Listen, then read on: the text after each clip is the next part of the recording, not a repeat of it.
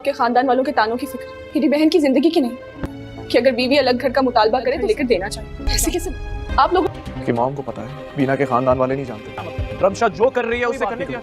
अगर आपको रमशा की बदतमीजियों और बदसलूकियों पे कोई एतराज नहीं है मॉम। कठपुतली ड्रामे की आने वाली एक साथ बहुत ही इंटरेस्टिंग होती हुई नजर आ रही है, जिसमें अब आप लोग देखने जा रहे हैं कि अब के अरीबा अपने गंदे इरादों में हरगिज भी कामयाब नहीं हो पाएगी, क्योंकि हारीन और ताबीन ओयान जिससे इन दोनों को अलग करने के लिए इस्तेमाल कर रही है, अब उसे भी अरीबा की चालों के बारे में मालूम हो जाएगा कि अरीबा तो सिर्फ और सिर्फ दूसरों के घर ही बर्बाद करती है। लेकिन अरीबा को अब क्या मालूम था कि उसे इस बार मुंह की खाना पड़ेगी, क्योंकि हारून ही उसे धोखा देगा और हारून सारी असलियत इस अरीबा की उसे बताएगा कि किस तरह से ये सबको बेवकूफ़ बना रही है।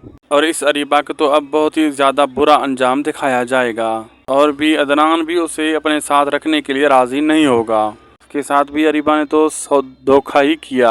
तो फिर से ताबीन और अयान इन दोनों के सामने गिड़गिड़ाती और माफ़ी मांगती हुई नज़र आएगी।